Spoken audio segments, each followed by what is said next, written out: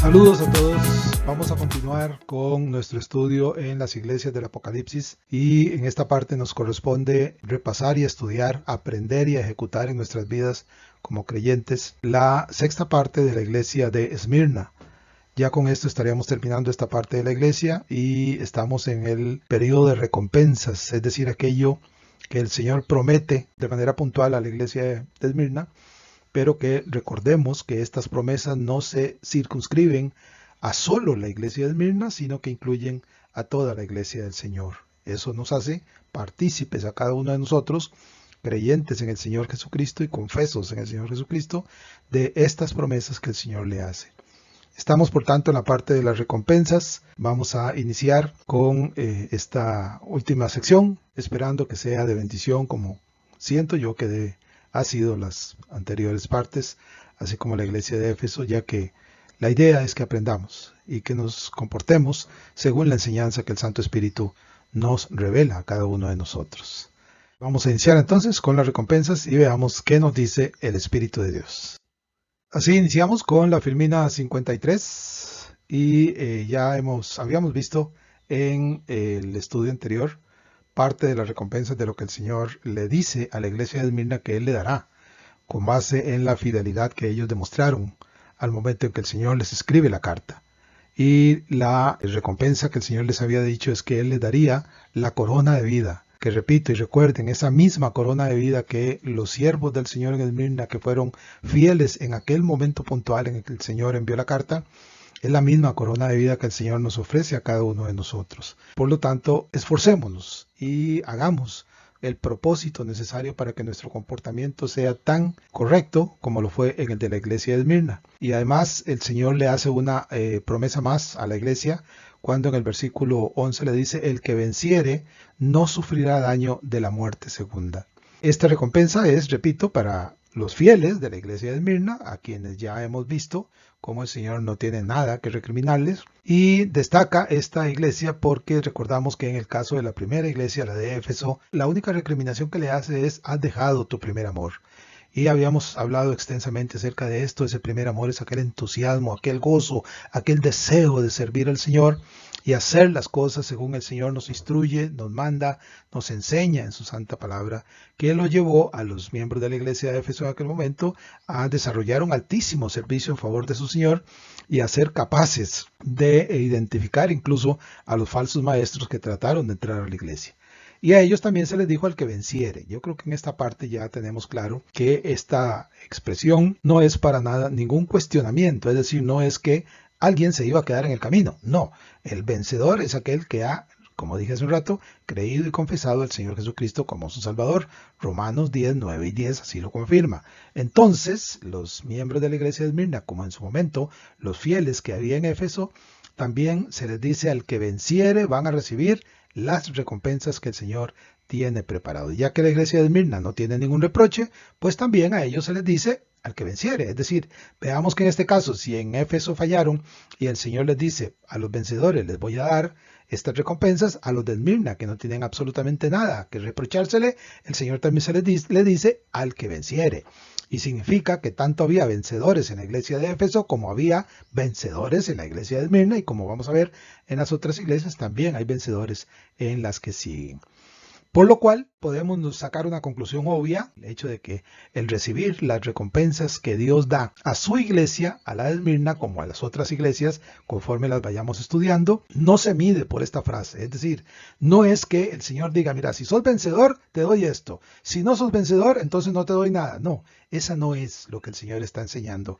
El Señor tiene como parte de su atributo de la omnisciencia, Él sabe que sus siervos firmes y fieles, como lo fueron los de la iglesia de Esmirna, son vencedores. Desde el momento en que confesaron al Señor Jesucristo como su Salvador hasta el instante mismo en el que el Señor los llamó a su presencia, fueron vencedores a lo largo de toda su vida.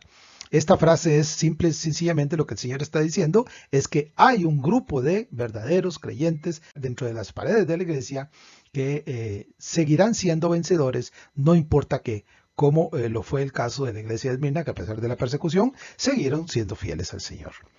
De hecho, y esto es algo que ya se ha mencionado en la condición de vencedor, no es algo por lo que cada uno de nosotros como siervos del Señor debemos luchar por lograr. Es decir, yo no tengo que esforzarme por ser vencedor en el sentido de que debo hacer algo o debo hacer esto o debo hacer aquello para que yo logre el título de vencedor y la aprobación del Señor. No, yo ya soy vencedor. El creyente en Cristo ya es vencedor. No porque haya hecho algo, sino simple y sencillamente porque creyó.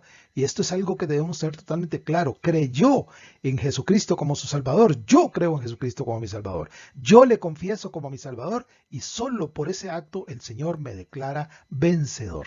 Y ciertamente si el Señor lo hace, podemos estar, para todos los que lo confesemos y le creamos, la certeza y la seguridad de que ya somos vencedores.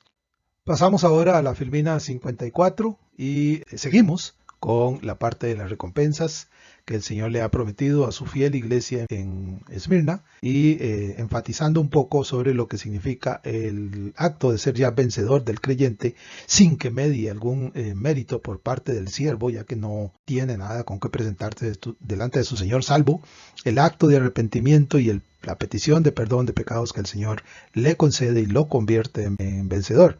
Esta es una verdad que ciertamente es inmutable, porque recuerden que esta condición no proviene repito, de cada uno de nosotros como creyentes, sino es una promesa que Dios hace. Al respecto tenemos un comentario que hace La Cueva, que ya lo he citado en otras ocasiones, que dice: el vencedor es todo creyente consciente de su condición de soldado en Cristo. Un comentario con el que estoy totalmente de acuerdo. Es decir, el que es un verdadero creyente en el Señor Jesucristo es alguien que tiene conciencia plena de esa condición de ser soldado de Cristo y por lo tanto de ser servidor del Señor Jesucristo y vive como soldado de Cristo para pelear las batallas a las cuales su Señor lo lleve como su siervo. Algunos pasajes que cita La Cueva son Romanos 8:37, Efesios 6:11 y los que siguen, 2 Timoteo 4:7, 1 de Juan 2:13, versículo 14 y 5 del 4 al 5. También hay un comentario de Pérez Millos, que también me oyen ustedes citar con frecuencia, que dice: los vencedores son los verdaderos creyentes.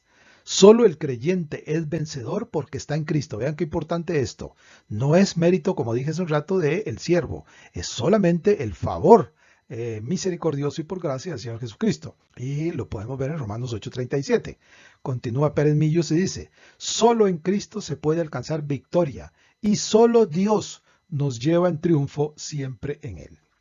2 Corintios 2:14. En Jesucristo están todos los recursos para alcanzar la victoria, produciendo Dios en cada creyente los elementos de voluntad y poder para llevar a cabo sus demandas. Filipenses 2:13. Los cristianos todos somos llamados a ser vencedores. Por tanto, la promesa tiene relación con cualquier creyente que viva en la esfera de la fe, en dependencia del Señor. Una afirmación que hace Pérez Millos con la que también concuerdo plenamente, porque vean cómo de manera enfática Pérez Millos está dándole todo el mérito al Señor Jesucristo. Está siendo claro y enfático, lo digo de manera redundante, acerca de que ciertamente es el Señor y nunca el siervo el que alcanza ese grado de perfeccionamiento. ¿Cuál es una de las pruebas escriturales de ser vencedor? Bueno, seguidamente lo vamos a ver para tener certeza. Llegamos a la Filmina 55 y para tener certeza de que verdaderamente somos vencedores por la gracia y misericordia del Señor que nos salva, es necesario apoyarnos única y exclusivamente, o más bien preferentemente, en la misma palabra de Dios. Por ejemplo, porque los comentarios que yo les cito a ustedes, como los de hace un rato de La Cueva y Pérez Millos, son importantes porque son varones sabios y son siervos de Dios que verdaderamente interpretan y enseñan la palabra de Dios con verdad. Pero sin ninguna duda, la que al final tiene toda la autoridad es la misma palabra de Dios. Y para eso el Santo Espíritu, que es quien sopla su palabra a través de los siervos que Él llamó y de la cual nosotros hoy estamos aprendiendo, se asegura de que cada uno de nosotros, como siervos del Señor, sepamos y tengamos esa seguridad de que verdaderamente somos vencedores. Hay 3 pasajes que les voy a leer para que ustedes sepan y tengan seguridad de que son así. Recuerden que la versión bíblica que uso para estos casos es la Reina Valera de 1960. Entonces dice en la primera cinta que está en 2 Corintios 1, del 21 al 22, dice el apóstol Pablo, y el que nos confirma con vosotros en Cristo y el que nos ungió es Dios. Está hablando de su ministerio apostólico en aquel momento. Es decir, dice, el que me confirma es el Señor Jesucristo y el que nos unge es Dios mismo. Es decir, Él viene con toda la autoridad de su Cristo y del Padre Celestial.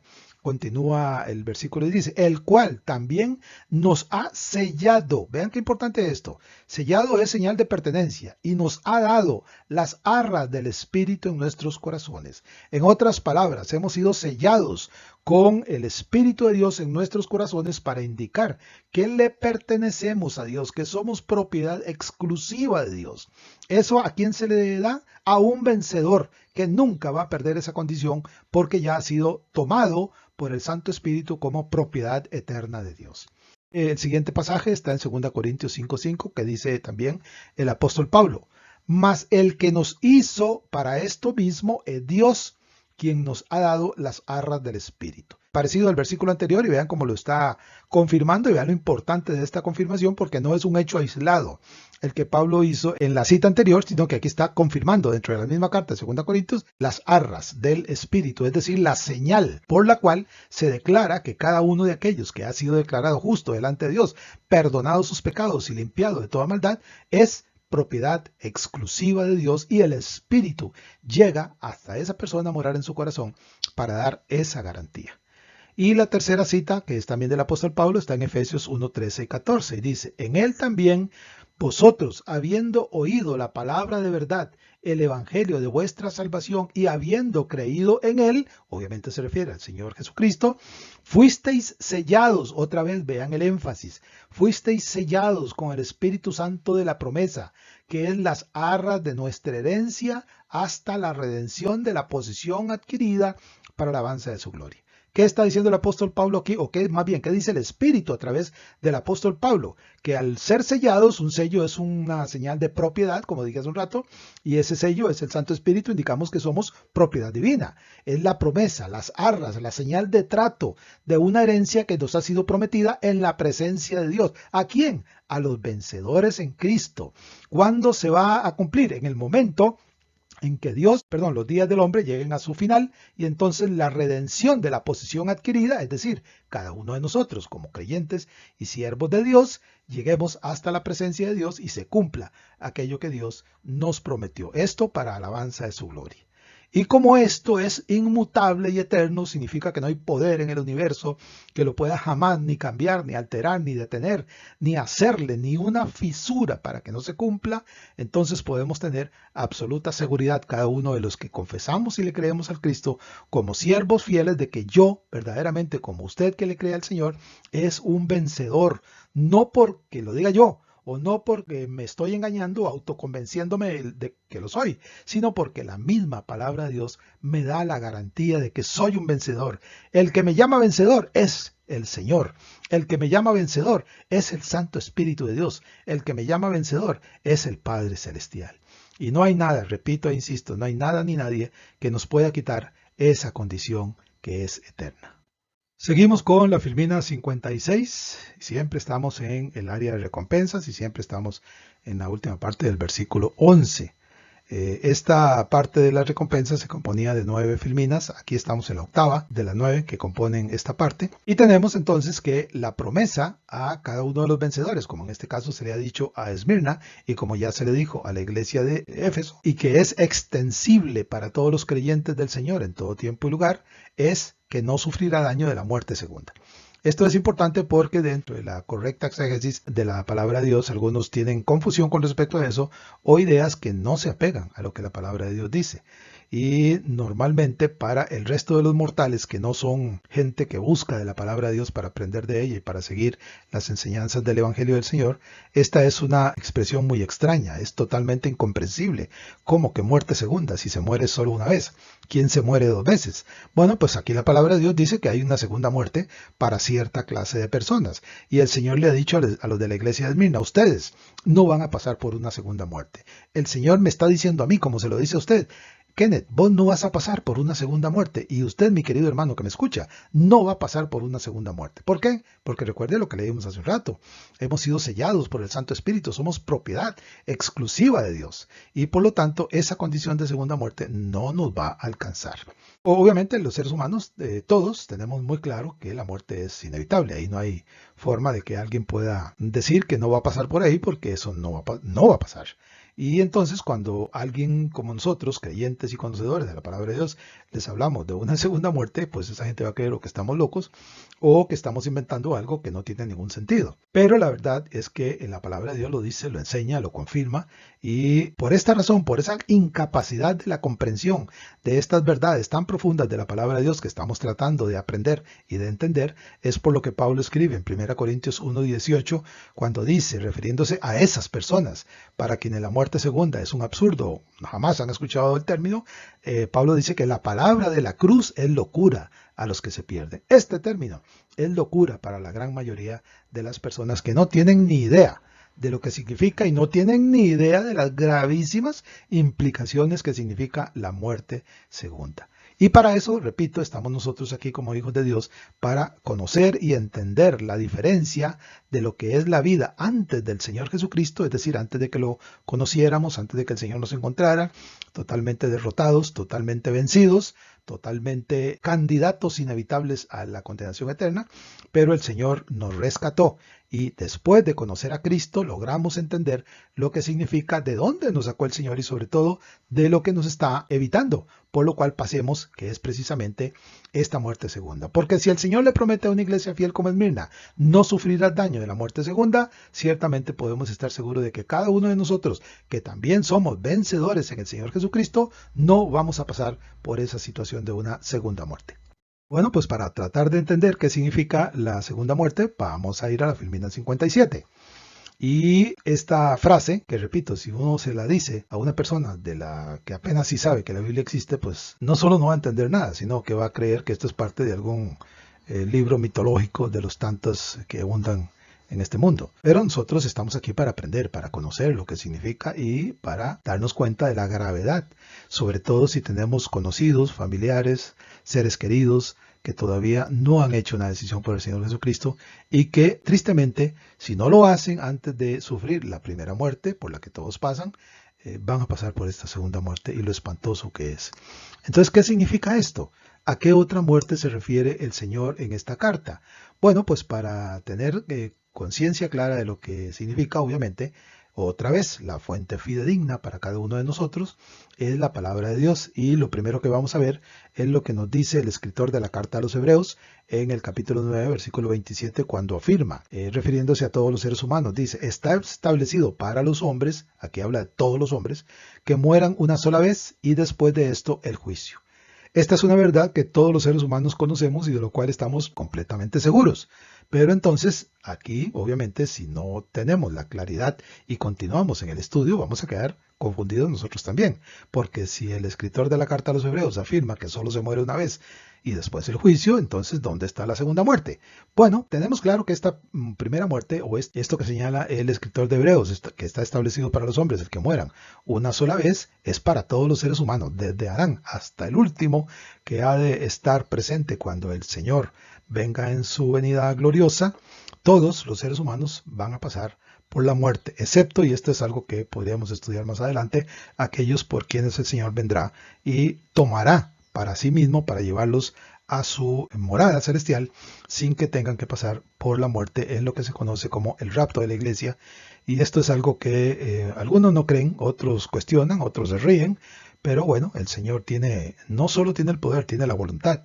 Y si Él ha prometido que lo hará, pues ciertamente lo hará. Entonces, ¿qué es esta muerte? Si todos los hombres saben que hay una primera muerte por la que todos van a pasar de manera inevitable, tiene que haber otra enseñanza que nos permita llegar a la conclusión de qué significa esta segunda muerte. El segundo punto es lo que sentencia el Santo Espíritu de Dios allá en el capítulo 20 de Apocalipsis, versículos 13-15. Recuerden, el Apocalipsis fue escrito por Juan, pero el Santo Espíritu es quien toma a Juan y sopla en él, dirige en él el aliento necesario para que Juan escriba con sabiduría y sobre todo con verdad, sin errores. Y dice en Apocalipsis 21:8, esa cita 20, 13, 15 es parte, pero la que voy a citar es Apocalipsis 21:8, que dice: y el mar y la muerte y el Hades entregaron sus muertos y fueron juzgados todos según sus obras. Y la muerte y el Hades fueron lanzados al lago de fuego. Esta es la muerte segunda, y el que no se halló inscrito en el libro de la vida fue lanzado al lago de fuego. Vean lo espantoso que esto significa. Aquí es donde aparece la muerte segunda, esta que el Señor le dice a la iglesia de Esmirna: ustedes no se preocupen, ustedes no van a sufrir daño de la muerte segunda. Aquí está. El Santo Espíritu dice que todos, dice a todos los que se presenten ante el juicio del gran trono blanco de Apocalipsis 20 y cuyos nombres no están anotados en el libro de la vida, y en el libro de la vida solo están anotados los nombres de los salvos en Cristo, es decir, de los vencedores. Todos los que no aparecen en ese libro fueron lanzados al lago de fuego que fue preparado para el diablo y sus ángeles. Ese acto de lanzamiento es la muerte segunda. Y aclaro, eso no significa que los que son lanzados ahí se mueren. No, ahí van a estar en juicio de condenación por toda la eternidad. Y probablemente para algunos esto sea motivo de risa y de burla, pero bueno, lo único que tiene que hacer la persona que así cree o así piensa es esperarse que se muera y entonces lo va a averiguar. Si no hay nada de esto que les estoy diciendo, pues ni siquiera se va a dar cuenta que tenía razón. Pero si se equivoca, entonces espantosamente se va a dar cuenta que se equivocó y va a ser uno de esos que va a ser lanzado al lago de fuego. De ahí la necesidad de contarle a otros, sobre todo a nuestros seres queridos, de ese Cristo que puede evitar que sean llevados hasta ese espantoso lugar. Llegamos así a la Filmina 58, que ya sería la última, porque la que sigue es un resumen de todo lo que hemos visto en la iglesia de Esmirna. Y con esto estaríamos concluyendo la parte de las recompensas, versículo 11, donde la última parte de la recompensa, el Señor le dice a la iglesia de Esmirna, o más bien a los siervos de la iglesia de Esmirna, y por extensión a todos los creyentes a lo largo de todo tiempo y lugar, que aquellos que son vencedores en Él no sufrirán daño de la muerte segunda, de esa espantosa muerte segunda que acabamos de ver en la cita de Apocalipsis 21. Como afirma el libro, y como ya lo acabamos de leer en el pasaje, los que son lanzados a ese terrible lugar, que es el lago de fuego, esos son los que van a sufrir la muerte segunda.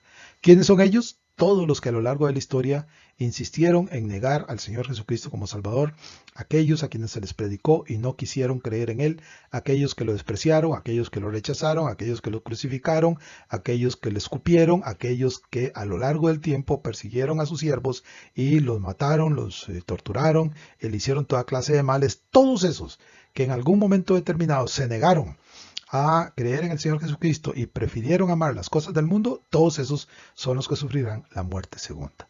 Y en ella participarán todos los seres humanos que, como dije hace un rato, no tendrán su nombre inscrito en el libro de la vida. Y esto es un momento para darle gracias a Dios porque su nombre, mi querido consiervo, y mi nombre aparecen en ese libro desde antes de la fundación del mundo. No porque ni usted ni yo hayamos hecho méritos, sino porque el Señor en su infinita gracia y misericordia decidió salvarnos. Y así, junto con todos estos fieles de la iglesia de Esmirna del siglo I y todos los que siguieron, todo creyente en Cristo y confeso en los méritos del sacrificio de la cruz del Señor Jesucristo, estaremos en la presencia de Dios por toda la eternidad. ¿Y dónde lo vemos? Apocalipsis 22, 3 y 4 dice: y el trono de Dios y del Cordero, es decir, el Padre y el Hijo, estarán en ella. Se refiere a la santa ciudad de Jerusalén, que baja del cielo. Y continúa y dice: y sus siervos les servirán, es decir, nosotros, y verán su rostro. ¿Quiénes? Nosotros. Y su nombre estará en sus frentes. ¿De quién? El nombre del Señor en nuestras frentes. Garantía total y absoluta de que verdaderamente por la gracia divina, no solo ese acto de ser vencedores en Cristo se cumple absolutamente hasta que lleguemos a la presencia de Dios, sino que ahí, como vencedores eternos, permaneceremos en la presencia de Dios, gozándonos por toda la eternidad. Esto, como les dije al principio, tiene que ser motivo de alabanza, de agradecimiento en nuestro corazón por el cuidado y la misericordia del Señor de habernos permitido conocerle, de habernos permitido humillarnos, arrepentirnos de nuestras culpas, y Él en su grata misericordia nos concedió el perdón necesario para que fuésemos salvos en Él. Así llegamos a la Filmina 59, que como les dije ya esta es la última, ya la que sigue en realidad es una fotografía, y en la cual hacemos un pequeño resumen, punto por punto, de los aspectos que hemos visto en la iglesia de Esmirna.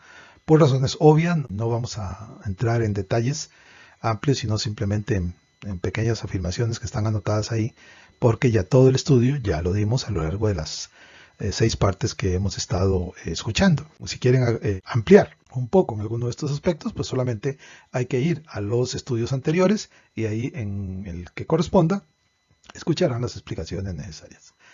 Tenemos entonces que el resumen que tenemos de la iglesia de Esmirna es que primero el Señor hizo una presentación que está en el versículo 8 del capítulo 2, cuando el Señor se presenta ante la iglesia como el que estuvo muerto y vivió, es decir, un vencedor, alguien que triunfa sobre la muerte y vive. Ese es el Señor Jesucristo. Y Él les está diciendo esto a la iglesia de Esmirna para darles confianza y seguridad de quién es el que les está dirigiendo la carta. El segundo aspecto que vimos es el de las alabanzas en el versículo 9. El Señor le dijo a la iglesia: yo conozco tus obras, conozco tu tribulación, tu pobreza, y así como de pasadita les dice, pero tú eres muy rico. Es decir, la riqueza de la iglesia de Esmirna no se medía en bienes materiales o en dinero, se medía en tesoros acumulados delante de la presencia de Dios, que recuerden, eso es lo importante que cada uno de nosotros debemos hacer, acumular riquezas en el cielo, no en esta vida. Y el Señor les estaba invitando a que tuviesen puesta la mirada en Él, porque repito, Él es triunfador, Él estuvo muerto y vivió, Él es un triunfador. Como lo dice Hebreos 12:2, que debemos mantener los ojos puestos en Jesús, Señor y consumador de la fe. El tercer aspecto que vimos fue una recriminación, que es el bosquejo con el cual aprendemos y tratamos de entender a cada una de las iglesias, solo que en este caso a la iglesia de Esmirna no hay ninguna recriminación, porque todo en la iglesia en ese momento era de completa fidelidad a su Señor. Por eso el Señor no tiene absolutamente nada que recriminarles, nada que señalarles. El cuarto aspecto que vimos fue la petición que el Señor le hace a cada una de sus iglesias, y por extensión me las hace a mí y se las hace a usted. Versículo 10. Cuando el Señor le dice: no temas en nada lo que vas a padecer, es decir, aquella persecución que iba a sufrir, aquel momento de angustia. Sé fiel hasta la muerte, le dice el Señor. ¿Qué es lo que nos enseña la petición? Que hay que mantenerse fieles, que hay que mantenerse leales y hay que tener seguridad en el Señor. ¿Por qué? Porque Él tiene absoluto control de todo. El quinto aspecto, que es precisamente el que acabamos de ver en el estudio pasado, tenía que ver con la advertencia, que también está en el versículo 10, cuando el Señor les anticipó. La advertencia no es porque ellos hicieran algo malo, sino simplemente diciéndoles: miren, siervos míos, esto es lo que va a pasar. Y les dice: el diablo echará a algunos de vosotros en la cárcel, y seréis probados, y tendréis tribulación por 10 días. En otras palabras, el diablo va a hacer algo que Dios permite que pase, solo para que los miembros de la iglesia de Esmirna, algunos, no todos, sean probados, no delante de su Señor, sino delante de la iglesia, delante de sí mismos y sobre todo delante de la comunidad que los persigue. Y tendréis tribulación por 10 días, ya hablamos bastante de esto. Esos 10 días, por lo menos para mí, fueron 10 días literales, aunque históricamente no se puede establecer con precisión cuándo fue que sucedieron. Entonces el Señor les habla en esta advertencia de que tengan confianza y sean firmes, porque Él está ahí. Y la última parte, que es la que vimos, estamos terminando de ver, que es la recompensa, que está en los versículos 10 y 11, y el Señor le dice: y yo te daré la corona de la vida. El que venciere no sufrirá daño de la muerte segunda. Eternidad en gloria es lo que el Señor está prometiendo para los siervos de la iglesia de Esmirna y para cada uno de aquellos que le creemos y le confesamos como nuestro Señor y Salvador. La última filmina, la número 60, es una fotografía que encontré en alguna parte de internet de lo que queda de aquella antigua ciudad de Esmirna que existía cuando el Señor les mandó la carta. Esos son las ruinas de lo que queda de la ciudad. Podemos ver al fondo lo que es la ciudad de hoy en día. Se llama Izmir, la ciudad que rodea estas ruinas de la ciudad de Esmirna. Se llama, repito, Izmir, y como ven, históricamente no cabe duda, la ciudad de Esmirna existió, no cabe duda que recibió una carta del Señor, y no cabe duda que ahí, en algunas de esas calles que vemos, caminaron esos siervos fieles del Señor, de los cuales el Señor se sentía tan contento por la fidelidad que ellos tenían hacia Él, aun cuando sufriesen persecuciones y tribulación. Gratísima enseñanza la que estamos nosotros aprendiendo de cómo comportarnos delante del Señor que murió crucificado.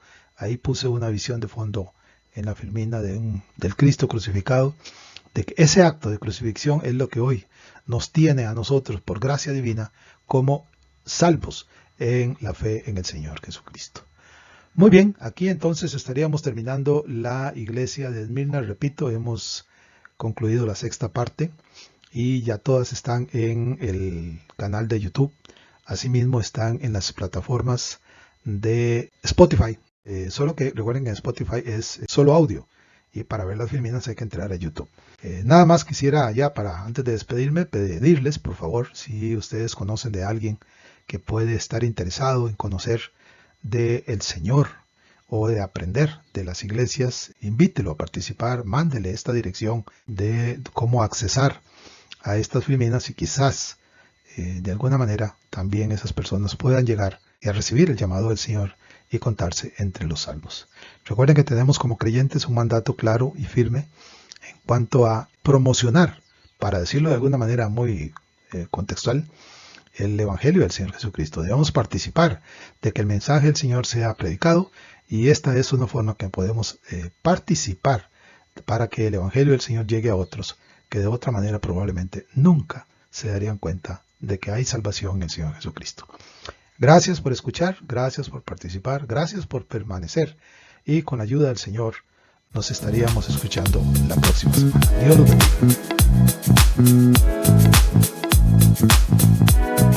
bendiga.